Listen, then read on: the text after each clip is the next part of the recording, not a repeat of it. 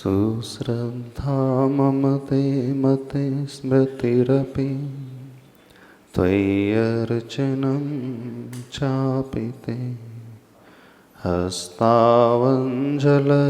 कथा श्रुतिरतः कर्णोक्षि सम्प्रेक्ष्यते सुस्तत्यां व्यसनं शिरोनतिपरं सेवे दृशेन ते तेजस्वी सुजनोऽहमेव सुकृते तेनैव तेजः पते।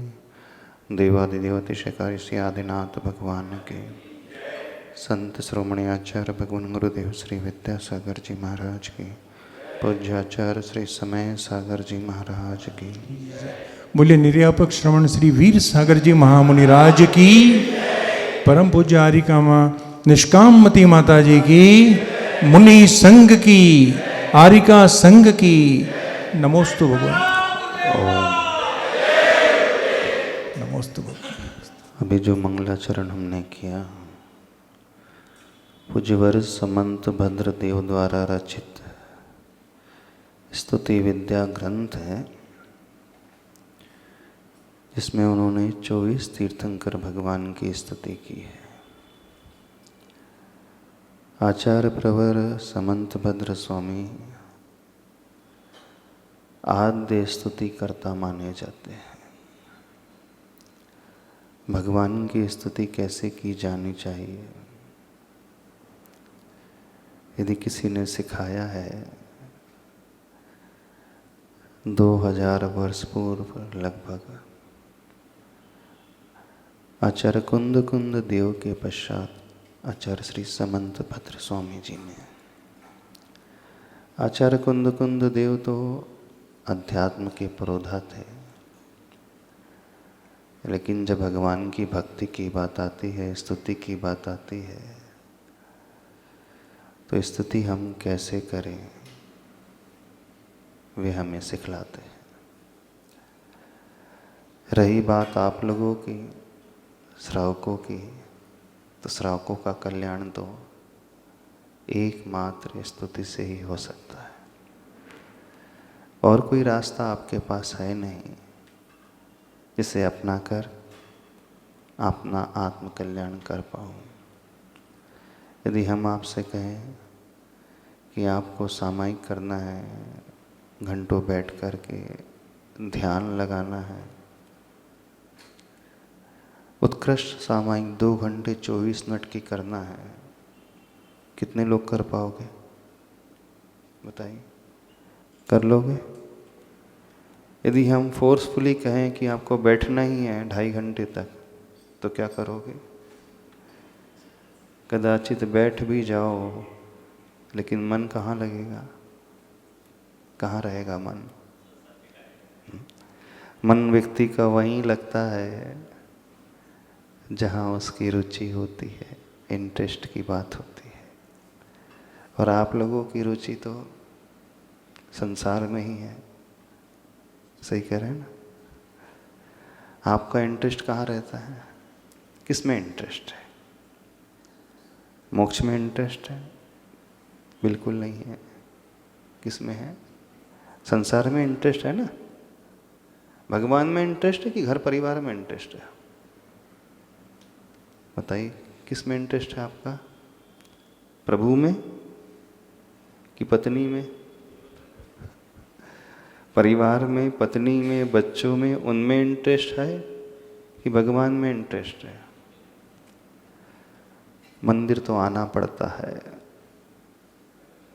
है ना? लेकिन दुकान जाना नहीं पड़ता। दुकान जाना पड़ता है? दुकान जाना नहीं पड़ता। घर जाना पड़ता है यहाँ से प्रवचन के पास। कितने लोगों को घर जाना पड़ता है? हाथ खड़े करें। किसी को घर जाना नहीं पड़ता। आप तो घड़ी देखते रहते हो कब हम घर पहुंचे। बिल्कुल सही कह रहे हैं, किसी को घर जाना पड़ता नहीं है, लेकिन प्रभु के पास आना पड़ता है। और ताली बजा रहे हो, हमने अच्छी बात थोड़ी बोली कि आपने ताली बजा दी। क्योंकि जब ये कहा जाता है हमें कोई कार्य करना पड़ता है, तो समझना वहाँ मजबूरी होती है, वहाँ हम इंटरेस्ट लैक करते हैं, वहाँ हमारी रुचि उतनी अधिक नहीं होती है। और जब आप रुचि से कार्य करते हैं तो वहाँ करना नहीं पड़ता है, आप डूब जाते हैं। अच्छा, भोजन कितने लोगों को करना पड़ता है? नाश्ता कितने लोगों को करना पड़ता है? चाय कॉफ़ी है ना, आपको चाय कॉफ़ी पीनी पड़ती है, ना नाश्ता करना पड़ता है, ना भोजन करना पड़ता है। आप डूब करके खाते हो कि नहीं? तल्लीन हो करके खाते हो। और जब खाते हो तो सब भूल जाते हो, कुछ और नज़र आता है। लाइट ना भी हो, गर्मी भी हो, तो भी भोजन ही दिखता है कि नहीं? बाहर की प्रतिकूलता में भी भोजन दिखता है, तो इसका अर्थ है कि वहाँ करना नहीं पड़ता है। दुकान में बैठे हैं, इलेक्ट्रिसिटी ना हो, फिर भी आप पसीना पोंछते पोंछते ग्राहकी करते रहते हो। दुकान में काम करना नहीं पड़ता है। सिर्फ एकमात्र मंदिर ही ऐसा है जहाँ हमें लगता है आप लोगों को आना पड़ता है। जहाँ पढ़ने की बात आ जा गई वहाँ मजबूरी, और जहाँ व्यक्ति डूब करके करता है वहाँ मजबूती। तो बताइए, आप संसार में जो भी कार्य करते हैं मजबूती से करते हैं, और धर्म पुरुषार्थ के कार्य, पंडित जी बता दो यहाँ की स्थिति कैसी है? कैसी स्थिति है? मजबूरी से कि मजबूरी से? मजबूरी में ही लोगों को बुलाना पड़ता है ना? आप भोजन व्यवस्था रख दो, पूरी समाज आ जाएगी कि नहीं? तो मजबूती की बात है। और आप कहो कि विधान करना है, पूजन अभिषेक करना है, दर्शन करना है, भक्ति करना है, तो कितने लोग आएंगे? हार्डली 10 to 20%, 20% से ज़्यादा नहीं आते। तो सीधा सा गणित है, हर इंसान जो है संसार में सारे कार्य डूब करके करता है, मजबूती से करता है, और धार्मिक कार्य मजबूरी से कर रहा है। बस यही खेल बिगाड़ रहा है।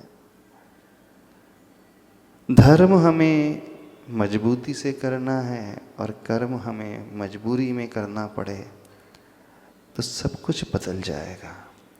अभी टोटली अपोजिट चल रहा है, बिल्कुल विपरीत चल रहा है सब कुछ। आप सारी क्रियाएं जो है, दिन भर की क्रियाएं बहुत मजबूती से करते हो। आप मोबाइल जब चलाते हो मजबूती से, कैसे डूब जाते हो? सोशल मीडिया में कोई भी ग्रुप सर्च करते रहते हो, मैसेजेस सर्च कर सकते हो, रील्स देखते रहते हो, वीडियोस देखते रहते हो, टाइम पता चलता है? एक के बाद एक स्क्रॉलिंग करते रहते हो, पता चलता था घंटों कैसे निकल जाता? नहीं चलता ना पता? कि जब भी व्यक्ति रात में मोबाइल हाथ में लेकर के बैठता है उसे समय का पता ही नहीं चलता है। तो जहाँ हमें समय का भान ही ना रहे कि घंटे निकल गए, तो समझना आप बड़े मजबूती से वो कार्य कर रहे हो। और जहाँ बार बार समय की ओर दृष्टि चले जाती है, घड़ी की ओर दृष्टि चले जाती है, तो वहाँ मजबूरी में कार्य किया जा रहा है। सही से बताओ, भगवान को कितने बार देखते हो मंदिर में आके? कितने बार दर्शन करते हो मंदिर में? एक बार, एक ही बार करते हो ना? और घड़ी के दर्शन कितने बार करते हो? घड़ी को बार बार देख रहा है व्यक्ति, बैठा मंदिर में है, और प्रभु को सिर्फ एक बार देख लिया, उसके बाद दृष्टि भी जाती नहीं प्रभु की ओर। तो बार बार हमारी दृष्टि समय की ओर जा रही है, घड़ी की ओर जा रही है, समय हो रहा है, अब छोड़ने का समय है, अब नाश्ते का समय है, ये याद आ रहा है। इसका सीधा सा अर्थ है धार्मिक क्रियाएं मजबूरी से हो रही हैं। यदि मजबूती से होती तो आपकी दृष्टि घड़ी की ओर जाती ही नहीं। आप तो इतने तल्लीन हो गए होते, इतने डूब गए होते, आपको पता ही नहीं चलता घंटे कैसे निकल गए। लेकिन यहाँ मिनट निकलने में तकलीफ होती है, और जब मन लग जाता है किसी कार्य में, घंटे कैसे निकल जाते पता नहीं चलता। पिक्चर देख रहे हों, क्रिकेट मैच देख रहे हों, IPL देख रहे हों, मूवीज़ देख रहे हों, सीरियल देख रहे हों, सोशल मीडिया में लगे हों, जितने यहाँ बैठे हैं उनको किसी को पता नहीं चलता कितने घंटे निकल जाते हैं। नहीं, गजब का इंटरेस्ट है उन सारे कार्यों में। और जब मंदिर की बात आती है तो बहुत कुछ मन को पकड़ना पड़ता है। मन है कि बार बार भाग जाता है, मन है कि बार बार उचट जाता है, मन है कि इधर उधर की बातें याद करने लगता है। जब हमारा मन नहीं लग रहा है, इसका सीधा सा अर्थ है अभी हमारी वो रुचि नहीं है। तो आप सबकी रुचि किस में है? संसार में है कि नहीं? संसार के अन्य सारे कार्यों में है। पंचेंद्रिय के विषयों में देखो कैसी रुचि होती है, डूब जाता है, उसे समय का पता नहीं चलता। देख रहा है तो देखने में ही लग गया, म्यूजिक सुनता है तो पता नहीं चलता, क्रिकेट मैच देखता है तो पता नहीं चलता।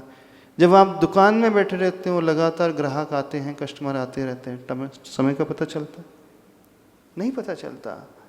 तो देखना कौन कौन से ऐसे कार्य हैं आपके दिन भर के जहां आपको समय का ही भान नहीं होता। कौन कौन से कार्य? खाने पीने के कार्य, घूमने के कार्य, टीवी के कार्य, और किसी से चर्चा करते बैठ जाते हो, फोन पे लगे जाते हो बातें करने में। कई लोग घंटों घंटों बातें करते रहते हैं, उस समय पता चलता है? नहीं चलता। तो जहां हमारे घंटे घंटे ऐसे निकल रहे हैं, समझना बहुत अधिक रुचि उस विषय में है। उसके कंपैरिजन में प्रभु के प्रति कितनी रुचि है, धर्म के प्रति कितनी रुचि है। तो धर्म कैसे करें जानते हो? कैसे करना चाहिए? तो आचार्य भगवान इस श्लोक में बता रहे हैं, सुस्तुत्याम व्यसनम। हे प्रभु, मुझे आपकी स्तुति का व्यसन लग जाए। व्यसन कर क्या होता है? व्यसन वैसे अच्छे नहीं माने जाते, व्यसनों का त्याग कराया जाता है। लेकिन आचार्य भगवान यहाँ भावना भा रहे हैं कि मुझे व्यसन लग जाए। जो व्यसनी होता है उसे दिन रात सिर्फ वही दिखता है। शराबी की प्रवृत्ति कैसी होती है? शराब ना मिले उसे नींद नहीं आती। कोरोना काल में सब कुछ बंद था, फिर भी वो खोज करके ला लेता था। अभी हम सवेरे आ रहे थे शुद्धि करके, लोगों ने बताया महाराज जी वर्धा जिला जो है ड्राई जिला है ना, ड्राई डिस्ट्रिक्ट है ना, ड्राई डिस्ट्रिक्ट है ना, अर्थात ड्राई डिस्ट्रिक्ट, यहाँ पे शराब नहीं मिलती। गांधी जी यहाँ पर रहे हैं, चूँकि गांधी जी रहे हैं तो इस कारण यह जिला जो हो गया है ड्राई जिला। लेकिन सबसे ज़्यादा यहीं बिकती है बोले। बाहर 300 की तो यहाँ 600 की लोग बोल रहे हैं। ड्राई जिला होते हुए भी इतनी ज़्यादा व्यक्ति है। व्यक्ति पैसों की भी चिंता नहीं करता है, व्यक्ति पुलिस की भी चिंता नहीं करता है, व्यक्ति किसी की चिंता नहीं करता है और डूब गया है। तो जहां व्यसन लग जाता है व्यक्ति को, उसे कुछ नजर नहीं आता। तो जैसे सांसारिक क्षेत्र में व्यसन लग जाते हैं, आचार्य भगवान कह रहे हैं भक्ति कैसे करें, स्तुति कैसे करें? तो कह रहे हैं कि हे प्रभु, मुझे आपकी स्तुति का व्यसन लग जाए। व्यसनी को दिन रात वही वही नजर आता है। आधी रात को भी सोते हुए उठाओ तो वही दिखता है उसे। आपको आधी रात से कोई उठा दे, क्या नजर आएगा? क्या निकलेगा आपके मुख से? किसका नाम निकलेगा? बताओ, किसका नाम? तो जहां बहुत ज्यादा लगन लग जाती है, उसी का नाम निकलता है। तो जो व्यसनी होते हैं, शराबी होते हैं, जुआरी होते हैं, भंगेड़ी होते हैं, यदि स्तुति करना सीखना है तो उनसे सीखो। किससे सीखो? शराबी से सीखो स्तुति कैसे की जाती। चारितसार ग्रंथ है, उसमें बड़ी अच्छी बात आचार्य पर्वत चामुंड राय लिखते हैं। बोले संसार में धर्म कैसे करना चाहिए? तो जैसे पाप करते हो। क्या लिखा उन्होंने? धर्म कैसे करो? तो जैसे पाप। बिल्कुल पाप की भांति ही धर्म करो, बस और कुछ नहीं है। उन्होंने ये नहीं किया, ये नहीं लिखा कि पुण्य करो, जैसे पुण्य करते हैं वैसे धर्म करो। क्या कहा उन्होंने? जैसे आप पाप करते हो वैसे धर्म करो। पाप में आप कुछ नहीं देखते, कुछ नजर नहीं आता। कोई भी पाप उठा करके देखो, आपको कोई लोक लाज नहीं, कोई भय नहीं, कोई डर नहीं, कोई आपकी सीमा नहीं, कोई शक्ति नहीं। जब व्यसनी होता है ना, शक्ति से बढ़कर के वो व्यसन करता है। डेली वेजेस वाले जो मजदूर होते हैं, 500 रुपये कमाते हैं, 300 रुपये की तो पी जाते हैं, और पैसे ना भी हो तो उधार लेकर के कर जाता है। पीता है कि नहीं? जुआरी होता है, उससे पूछो। शक्ति से बढ़कर के वो जुआ खेल जाता है, दूसरों से कर्ज लेकर के जुआ खेल जाता है। जितने भी ड्रग एडिक्ट होते हैं, पैसे नहीं है, चोरी करके ड्रग्स का सेवन करने लगते हैं। अपनी शक्ति नहीं देखते, शक्ति का उल्लंघन करके कार्य करते हैं। तो धर्म कैसे करें, भक्ति कैसे करें? जैसे आप पाप करते हो, बस। पाप में आप कोई शक्ति देखते हो? शरीर की शक्ति नहीं है, फिर भी व्यक्ति भोगता है। डॉक्टर ने मना किया मीठा नहीं खाना, शुगर 400 है, देखो फिर भी एक मीठा खा लेंगे, एक इंसुलिन का इंजेक्शन अपने हाथ से लगा लेंगे, और एक मिठाई और खा लेंगे। शरीर में सहन करने की शक्ति नहीं है, फिर भी वो मीठा खा रहा है। डॉक्टर ने मना किया है, कोलेस्ट्रॉल बढ़ रहा है, घी नहीं खाना, तेल नहीं खाना, लेकिन दिल है कि मानता नहीं, बैठ जाता है खाने। शरीर की शक्ति नहीं है, फिर भी खा रहा है। उसे पता है कोलेस्ट्रॉल और बढ़ जाएगा, हार्ट अटैक की संभावना और बढ़ जाएगी, लेकिन क्या जाता है, मरना तो है ही। क्या बोलता है वो? मरना तो है ही एक दिन, तो खा पी के मरो अच्छे से। जब मरना है ही तो कितनी कंजूसी करेंगे, कहाँ तक नियम पालते रहेंगे, कहाँ तक अपने आप को बचाते रहेंगे? बोले ऐसी जिंदगी कोई जिंदगी होती है? हमेशा डर बना रहे, ये नहीं खाओ, वो नहीं खाओ, ये नहीं करो, वो नहीं करो। बोले जब तक जीना तब ऐशो आराम से जीना। देखो उनकी टेंडेंसी कैसी होती है, मानसिकता समझे उनकी। उन्हें मृत्यु का भी भय नहीं लगता। जितने शराबी होते हैं उन्हें कोई डर नहीं लगता। जितने चेन स्मोकर होते हैं, सिगरेट का पैकेट खरीदते हैं, गवर्नमेंट रूल है 80% जो है चित्र कैंसर के पेशेंट का दिखाना चाहिए। कटा हुआ गाल, गला, जबड़ा, मांस लटक रहा है, लाल लाल खून दिख रहा है। पूरे सिगरेट के पैकेट में 80% जो एरिया है वो चित्र दिखाना उनके लिए कंपलसरी नियम आ गया। उसे पता है सिगरेट पीऊँगा तो क्या हो जाएगा, कैंसर हो जाएगा। ये जितने गुटखा खाने वाले हैं उनको पता नहीं गुटखा खाने से मुंह का कैंसर होता है, सबको पता है। बोले जब होगा तो देख लेंगे, अभी तो खाओ।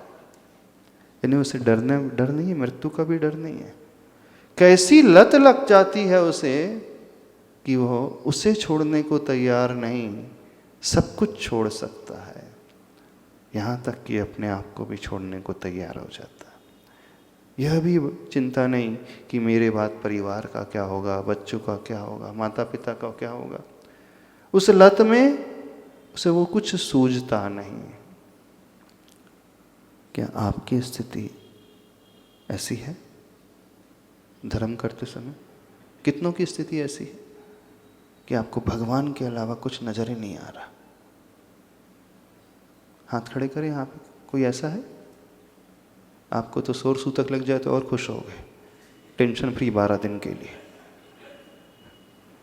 कई होते समाज में, सूतक लग जाए तो 12 दिन का रेस्ट, बोले अच्छा मंदिर ही नहीं जाना 13 दिन तक, अभिषेक ही नहीं करना। छठवीं पीढ़ी है तो भी 13 दिन तक नहीं आएंगे, बोले पता ही नहीं मालूम, पता नहीं कैसे गिनना पड़ता है। छठवीं पीढ़ी में 5 दिन है, 6 दिन है, 4 दिन है। बोले हमें पीढ़ी गिनना नहीं आता है, हम 13 दिन का ही मान लेते हैं। कई मिल जाएंगे ऐसे समाज में आपको। शोर सूतक आने पर वे बड़े खुश होते हैं, होते हैं कहीं नहीं? बोले 12 दिन का ब्रेक, 13 दिन का ब्रेक मिल गया। जब ये शब्द आपके मुख से निकल रहे हैं, इसका मतलब है बहुत बड़ा बोझ है आपके सिर पे। कौन सा बोझ है? भक्ति का बोझ है, धर्म का बोझ है। अरे वो तो रोता है, इसे शोर सूतक लग जाता है, उसकी आंखों में आंसू आ जाते हैं कि अब 13 दिन तक मैं प्रभु को छू नहीं पाऊंगा, 13 दिन तक मैं अभिषेक नहीं कर पाऊंगा। उसे भोजन अच्छा नहीं लगता, रुचता नहीं, और आपको 13 दिन बड़े अच्छे लगते हैं। कई होंगे ऐसे ना यहाँ पे, शोर सूतक में खुश होते कि नहीं? बोले अच्छे से सोने का मिलेगा, बोले अब नहीं तो रोज सवेरे से आना पड़ता था, नियम ले लिया था, तब आना पड़ रहा है सवेरे से कम 13 दिन तक 8 बजे तक 9 बजे तक सो करके उठूंगा।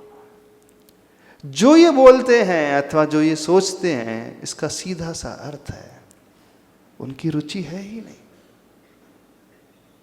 अपनी मानसिकता को पढ़ने की कोशिश करो। एक कैदी जब जेल से आजाद होता है ना, कैसा हो जाता है? उसे जो करने नहीं मिलता जेल में, जो खाने पीने नहीं मिलता, सबसे पहले आकर के वो खाता पीता है। 10 लक्षण धर्म के बाद क्या होता है 11वें दिन? बताना क्या होता है 11वें दिन? पोहा मोट के ठेले पे सब पहुंच जाएंगे 4 बजे, है ना? बोले 10 दिन तक नहीं मिला, 10 दिन तक नहीं मिला खाने पीने के लिए होटल में, चलो सीधे 11वें दिन नहीं 10वें दिन रात के 12 बजे पहुंच जाते हो। यहां पर भी मिलेंगे कई ऐसे। तो क्यों ऐसा हो रहा है? तो 10 दिन उनको बड़ा बोझ जैसा लग रहा था, एक कैद जैसी प्रतीत हो रही थी। बोले कहाँ फंस गए 10 दिन हमें खाने नहीं मिलेगा, पीने नहीं मिलेगा। इवन जो हरी सब्जी भी नहीं खाते हैं, हरी सब्जी खाते 10 दिन नहीं खाते, तो 10वें दिन जाकर के ही मार्केट से सारी सब्जी भाजी लेकर के आ जाएंगे। बोले कल जो है सब्जी खाना बहुत सारी। एक वो है नशा कर रहा है, एक वो होटल में आके खा रहा है, एक सब्जी खा रहा है, लेकिन मेंटलिटी सबकी एक जैसी है। क्या 10 दिन का धर्म बड़ा बोझ जैसा प्रतीत हो रहा है। और जिसे इस धर्म में आनंद आता है ना, परिश्रम पर बीतने पर उसकी आंखों में आंसू आ जाते हैं। देखो 10 दिन कितने अच्छे बीते, अब पुनः लौट करके वही सारे कार्य करना पड़ेगा, वैसे ही जिंदगी जीना पड़ेगा, वैसे ही सब कुछ करना पड़ेगा। उसे बड़ी पीड़ा होती है। तो जो भक्ति करने वाला होता है, जब मंदिर छोड़ करके जाता है, घर की ओर लौटता है, तो उसकी आंखों में आंसू होते हैं। और आप जब यहाँ से घर जाते हो तो आपके चेहरे पे प्रसन्नता होती है। अब नाश्ता करना है, प्रसन्नता होती कि नहीं? पहले से बोल करके रखते हैं, 9:30 बजे बना करके रखना है, नाश्ते में ये मिलना चाहिए। तो आप घड़ी देखते रहते हो, चेहरे पे प्रसन्नता होती है। अब जाकर के वो दूध पीना है, जो भी खाना पीना है, XYZ। कितने लोगों को मंदिर छोड़ करके जाने में दुख होता है। आंखें नम रहती है, हे भगवान आपको छोड़ करके जा रहा हूँ, उसी मकड़ जाल में उलझ रहा हूँ, उसी नाले में डूब रहा हूं। ऐसी बात आती कभी? यहां से छोड़ करके जाते हो, खुश होते हो कि जाते हो कि नहीं? कौन व्यक्ति ऐसा जो दुखी मन से यहां से घर जाता है? कोई भी नहीं है दुखी मन से घर जाने वाला। इसका अर्थ है अभी भगवान से आपकी वो लगन लगी ही नहीं। इसका अर्थ है अभी वो रुचि पैदा हुई ही नहीं। मंदिर आते समय बड़ी तकलीफ होती होगी आप लोगों को। घर के बड़े बुजुर्गों को उठाना पड़ता होगा, कहना पड़ता होगा जल्दी जाओ, अभिषेक की तैयारी हो रही होगी, अभिषेक करना है। जिसकी लगन होती वो पहले से आकर के उपस्थित हो जाता है और बड़ा प्रसन्न होकर के आता है। 12 भावना में एक पंक्ति आती है, घर कारागृह वनिता बेड़ी परिजन है रखवारे। 12 भावना में आती? कौन सी भावना में आती? किसी में आती, भावना में आती। उसका अर्थ क्या है?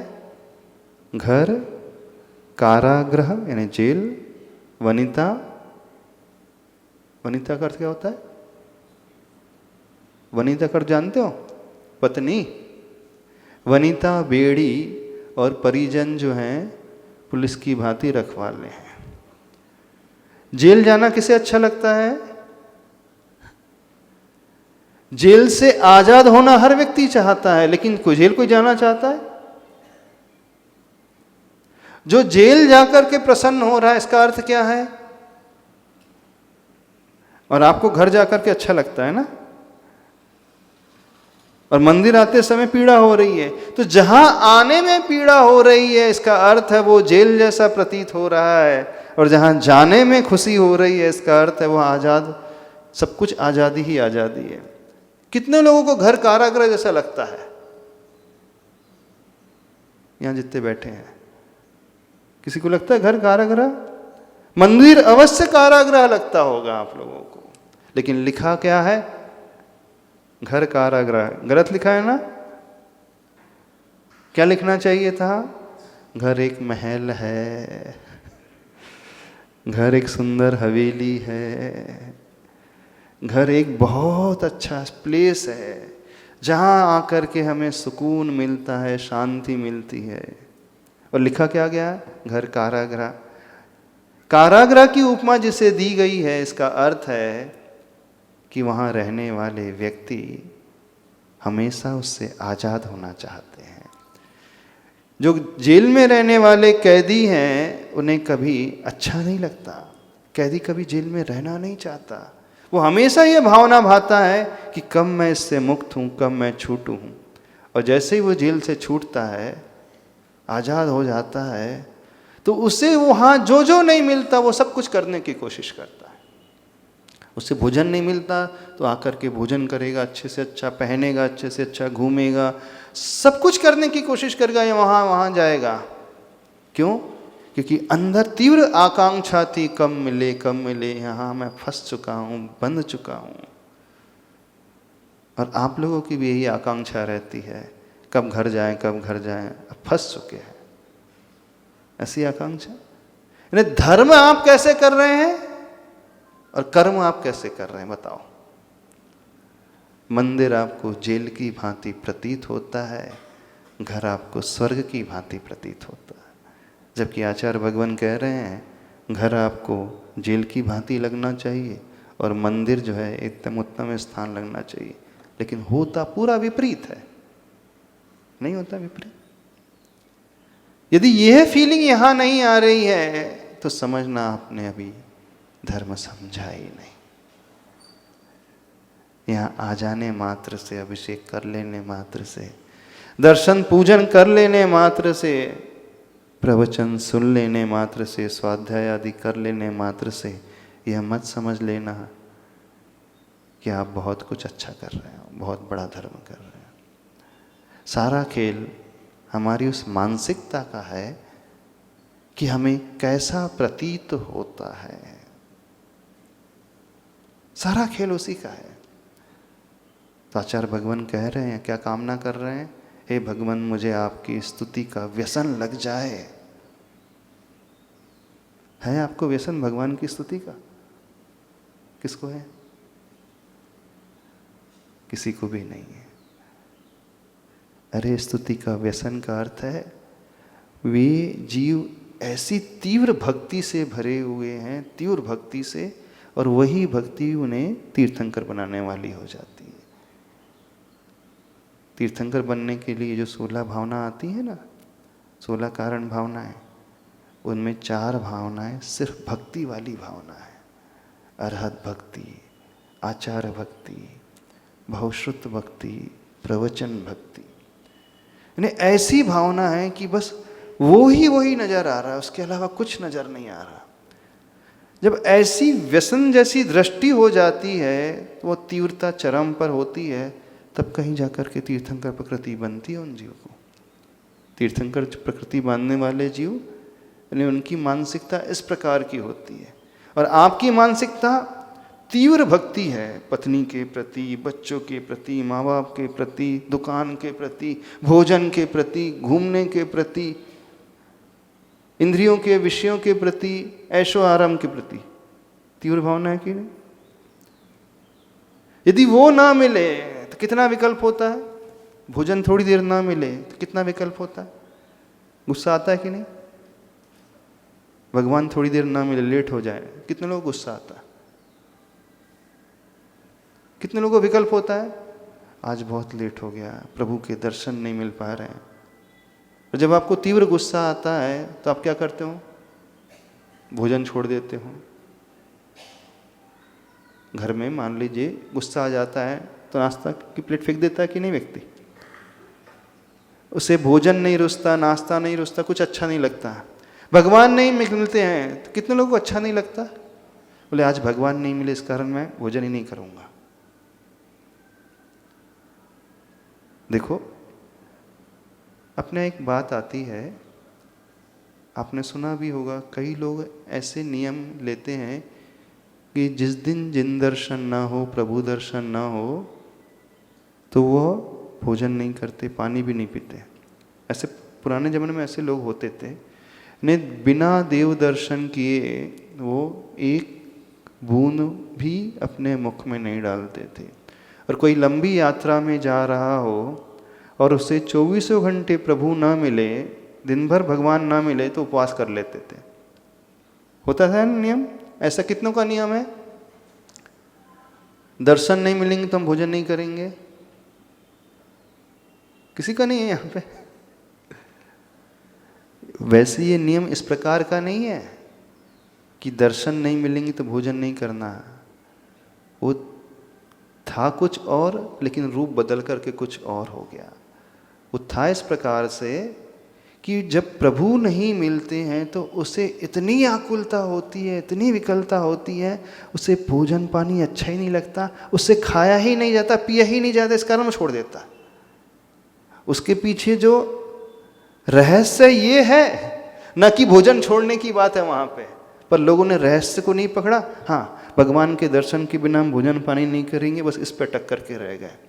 ये तो बात है ही नहीं। भगवान नहीं मिल रहा है तो उससे खाया ही नहीं जा रहा है। बोले मैं कैसे तो भोजन कर लूँ चूंकि भगवान के दर्शन नहीं मिले, मैं कैसे पानी पी लूँ, मुझे भगवान के दर्शन नहीं मिले, क्योंकि मेरे आत्मी थे, वे नहीं मिले तो मुझसे खाया भी नहीं जाएगा। यानी वो छोड़ने की बात है नहीं, उसकी रुचि ही नहीं होगी, ऐसी उसकी मेंटलिटी हो जाती है। ये रहस्य इस बात को लेकर के है वहाँ पर, लेकिन लोगों ने इस रहस्य को नहीं पकड़ा। बस हाँ, भोजन पानी को छोड़ना ही पकड़ लिया। छोड़ना पड़ता नहीं है वहाँ, वो तो छूट जाता है। कैसे हो जाता है? जिससे आपकी तीव्र आत्मीयता होती, वो नहीं मिलता है, अच्छा लगता है, विकल्प होने लगता है कि नहीं? तो ऐसे विकल्प प्रभु के बिना आपको हुए कभी? कितनों को हुए? कौन है यहाँ पे ऐसा विकल्प करने वाला? भगवान आप नहीं मिल रहे हैं, आज का कुछ भी अच्छा नहीं लग रहा मुझे, ना खाना, ना पीना, ना घूमना, ना दुकान, ना बच्चे, ना परिवार, ना टीवी।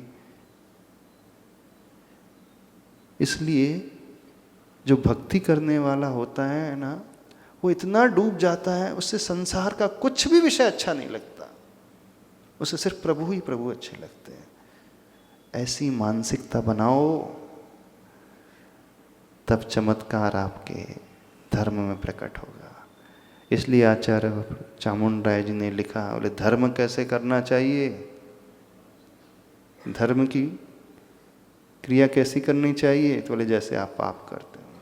उन्हें और कुछ नहीं मिला लिखने के लिए। आचार्य समंतपद स्वामी जी कह रहे हैं भगवान में स्तुति कैसी, बोले व्यसनी जैसी। उन्होंने शब्द का प्रयोग किया, सुस्तुत्याम व्यसनम। हे भगवान, मुझे आपकी सुष्टु रूपीण स्तुति का व्यसन लग जाए। सीखो, शराबी से सीखो भक्ति करना, जुआरी से सीखो दर्शन करना, भंगेड़ी नशेड़ी जो होते हैं ना, उनसे सीखो। उन्हें कुछ भी चैन नहीं आता, कुछ नजर नहीं आता उसके बिना। यदि ना मिले एक पैग, तो खाना पीना अच्छा नहीं लगता उसे, शराबी को लगता है, खाता ही नहीं वो। और आप नहीं मिले तो कुछ फर्क नहीं पड़ता, अपन तो खा पी लो, देखेंगे बाद में। भगवान थोड़ी कहीं जा रहे हैं। क्या समझ में आ रहा है? कैसे स्तुति करोगे अब? शराबी जैसे स्तुति करना, ठीक है? किससे सीखना भगवान की भक्ति करना? जो बेवड़ा होता है ना उससे सीखना, बिल्कुल उससे सीखो तो सही। क्या गजब की कला है उसके पास। ये हम नहीं कह रहे, आचार्य भगवान कह रहे हैं। उसके अलावा और कुछ नहीं है, वो चरम स्थिति होती है। बस ऐसा व्यक्ति ही कल्याण करने वाला हो जाता है।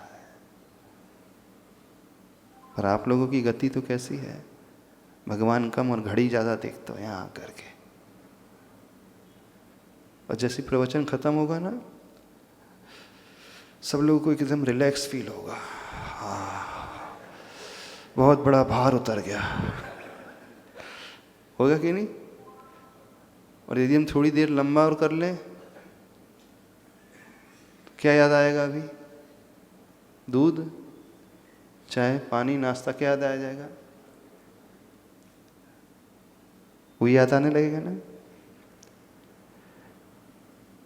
एक बात बताते, मान लीजिए जब हम विधान आदि चलते हैं और जिस दिन विधान थोड़ा लंबा चल जाए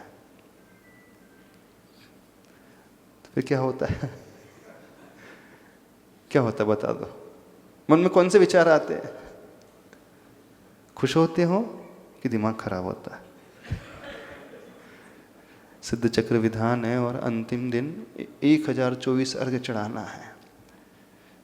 तो उस दिन, अंतिम दिन बड़ी खुशी होती है। देखो आज कितना सौभाग्य का दिन है कि 1024 अर्घ मैं चढ़ा रहा हूँ, घंटों तक मैं अर्घ चढ़ा रहा हूँ, घंटों तक प्रभु की भक्ति कर रहा हूँ, घंटों तक पूजा ही कर रहा हूँ, आज बड़ा प्रसन्न हूँ। खुशी होती है उस दिन। सबसे ज्यादा विकल्प आखिरी दिन होता है लोगों को, होता है ना? हाँ, सबसे पहले विधान आता था, बोले पूछे छोड़ने का टाइम बताओ कितने बजे। यानी मंदिर से छूटने का टाइम आप पहले पूछते हो। कभी दुकान बंद करने का टाइम पूछते हो? सीजन के समय नहीं, 8 बजे का टाइम है तो सीजन हो चाहे कुछ भी हो, दिवाली हो चाहे होली हो चाहे लगन सरा चल रहा हो, 8 तो 8 नहीं। जब सीजन का टाइम आता है तो 8 से 11 कैसे बज जाते हैं आपकी दुकान में, आपको पता चलता? नहीं चलता। धर्म का भी तो एक सीजन का टाइम होता है, पर यहां बहुत जल्दी पता लगने लगता है। तो जब हमारे मन में आकुल व्याकुल परिणाम उठने लगे कोई भी क्रिया को करते हुए, तो समझना अभी हमारा इंटरेस्ट नहीं है, हमारी रुचि वैसी नहीं है जैसी होना चाहिए। तो सारा खेल उस रुचि का है, अंतरंग के उस इंटरेस्ट का है। उसे पैदा करना सीखो, और जिसके हृदय में वो रुचि पैदा हो जाएगी फिर उसे कुछ समझाना नहीं पड़ता, उससे कुछ कहना नहीं पड़ेगा, वो ऑटोमेटिकली सब कुछ करता चला जाएगा। और रुचि के अभाव में तो कहना पड़ता है। अभी तो प्रवचन देना पड़ रहा है, समझाना पड़ रहा है, भैया धर्म कर लो, ये कर लो, वो कर लो। तो इसका अर्थ है कि अंदर से किसी को रुचि है ही नहीं। पंचम काल की महिमा है, क्या करना है बताओ? कैसा धर्म करोगे अब आप? आज सोच रहे एक नियम दे दे सबको, नियम दे दे, छोटा सा नियम, मंदिर में आके की घड़ी नहीं देखना। कितने लोग ये नियम लेने को तैयार हैं? मंदिर में घड़ी नहीं देखेंगे। महिलाओं से पूछ लो, हाँ जान निकल जाएगी। महाराज जी बहुत कठिन है, घड़ी नहीं देखेंगे तो कैसे चलेगा? घड़ी नहीं देखने का पर्पस नहीं है यहाँ पर। उद्देश्य ये नहीं कि आपको घड़ी से विमुख करना है, उद्देश्य तो ये है कि आपकी दृष्टि घड़ी की ओर जाए ही ना। घड़ी देखने और नहीं देखने से फर्क नहीं पड़ता है, दृष्टि घड़ी की ओर जाना ही नहीं चाहिए। अर्थात प्रभु में इतनी लगन लग जाए, भक्ति में स्तुति में इतनी लगन लग जाए कि हमें समय का भान ही ना हो। कितना समय हो गया पता ही नहीं चले, पूजा में इतने डूब जाओ पता ही नहीं चले कितने, आधा घंटा हो गया कि 1 घंटा हो गया। बस जैसे आप मोबाइल में डूबते हो ना, वैसे आप प्रभु की स्तुति में डूब जाओ। मोबाइल में जब स्क्रॉलिंग करते हैं, एक रील के बाद दूसरी, दूसरी के बाद तीसरी, या कभी ऐसा होता है एक पूजा के बाद दूसरी तीसरी, समय का पता ही नहीं चले? किसी के साथ हुआ कभी ऐसा?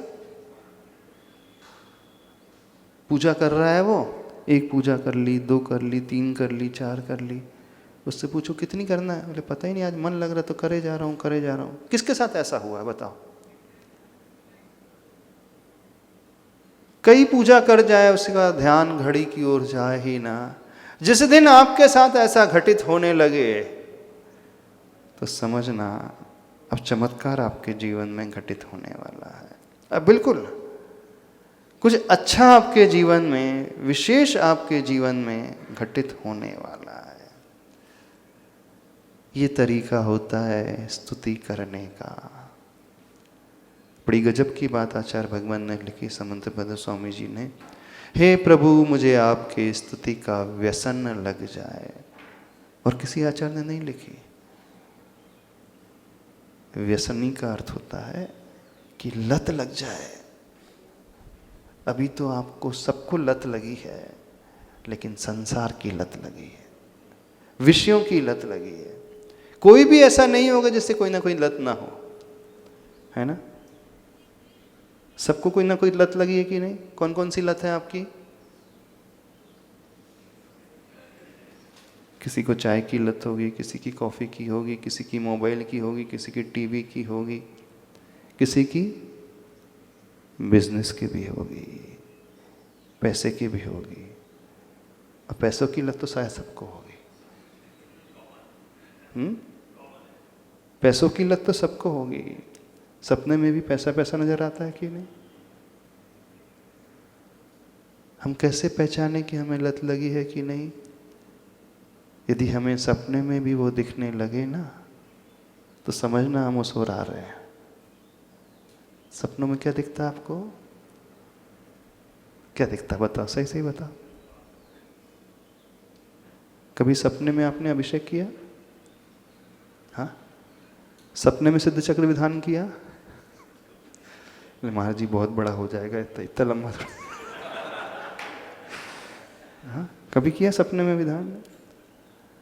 अच्छा, सपनों में गुरु को आज आचार्य को आहार दे रहे हो, नवदा भक्ति पढ़ करके, पड़गाहन करके आपने गुरुदेव को अपने घर पे बुला लिया, फिर बड़े भक्ति भाव से पूजा की, फिर आहार दान दिया।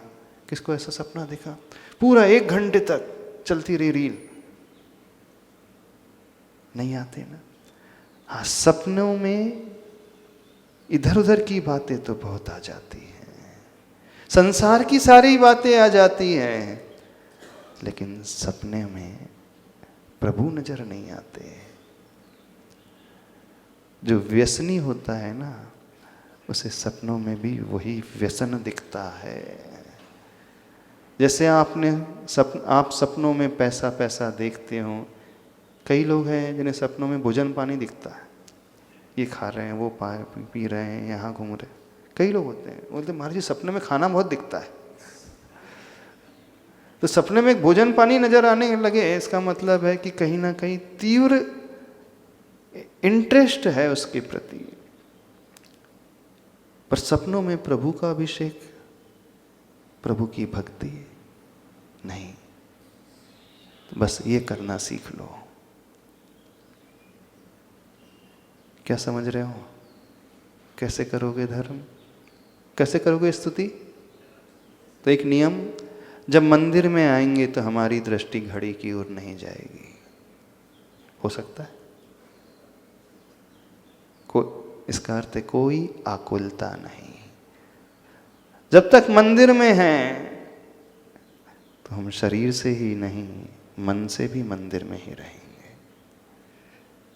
इसके अलावा कुछ भी हमें नजर ना आए बस। और प्रभु नहीं मिल रहे हैं तो भोजन भी, नाश्ता भी, पानी भी अच्छा नहीं लग रहा। ऐसा हो सकता है? भगवान नहीं मिलेंगे तो मुझसे खाया नहीं जाएगा। हम त्याग नहीं करा रहे, हम क्या कह रहे हैं? प्रभु नहीं मिलेंगे तो मुझसे खाया पिया नहीं जाएगा। त्याग करना एक अलग बात हो गई है, हमारा इंटेंशन अलग है। क्योंकि ये स्थिति हो जाए कि कंठ से कुछ नीचे ही ना जाए, यदि मुख में डाल दिया जाए तो उल्टी हो जाए। कोई जबरदस्ती खिला भी दे, जैसे बच्चे होते हैं ना, माँ उसे दूध पिलाना चाहती है चम्मच से, बोतल से, उसे नहीं पीना होता है तो क्या करती है माँ? नाक पकड़ती है और ज़बरदस्ती पिलाने की कोशिश करती थी। फिर क्या करता है बच्चा? तुरंत वॉमिट कर देता है। आप कितनी भी कोशिश करो उसे पिलाने की, यदि उसे नहीं पीना है तो वो वॉमिट करके निकाल देता है। तो आपको प्रभु नहीं मिले तो कोई आपको कितना भी खिलाए पिलाए, आपके मुख में वो जाए ही ना। ऐसा हो सकता है? ऐसा तो होना बहुत दूर है। आप तो तुरंत खा पी लोगे, फिर बाद में देख लेंगे भगवान। बोले आज नहीं मिले तो क्या जाता है, कल देख लेंगे। समझो उस स्तुति के रहस्य को, समझो उस आकुलता को, समझो उस व्यसन को कि प्रभु आपके बिना मुझे कुछ भी अच्छा नहीं लग रहा है, कुछ भी रुच नहीं रहा है। बस स्तुति में यह मानसिकता होना चाहिए। तो समझना लगन बहुत तीव्र लग गई है, फिर उस व्यक्ति का कल्याण बहुत जल्दी हो जाएगा। ऐसा जीव ही उस पुण्यशाली प्रकृति को बांधने वाला होता है, सामान्य से नहीं होता। क्योंकि उसकी मानसिकता कितनी गजब की हो गई है। तो कुल मिला करके यह समझ लो, जैसे आप पाप करते हो अथवा जो लत आपको लगी है, जिसको भी जो लत लगी, जो आदत लगी है, बस वैसी ही प्रवृत्ति प्रभु के प्रति लेकर के आ जाओ। हो जाएगा? नहीं हो पाएगा, कठिन तो है। स्तुति मजबूरी में नहीं होती है, भक्ति धर्म मजबूरी में नहीं होता है। मंदिर आना ना पड़े आप लोगों को, मंदिर तो आप आए अच्छे से। हाँ, लेकिन जब यहाँ से घर जाएं तो यह सोचना घर जाना पड़ रहा है।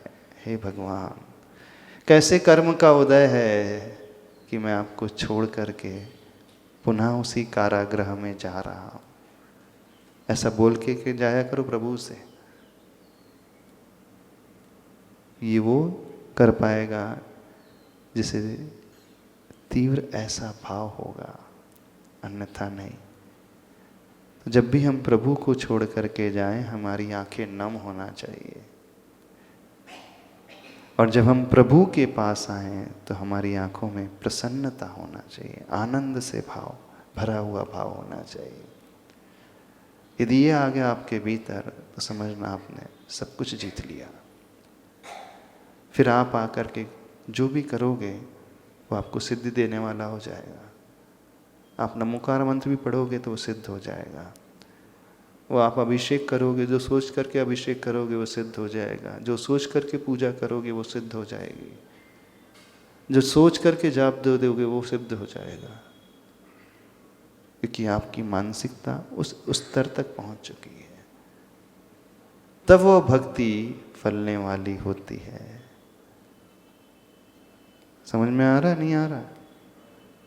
समय तो हो रहा है, हो गया ना समय? नहीं आज मौसम अच्छा आज, हाँ टाइम हो गया? हाँ सॉरी, हमने तो भूल ही गए थे। आप तो घड़ी देखने का तो त्याग है आपका।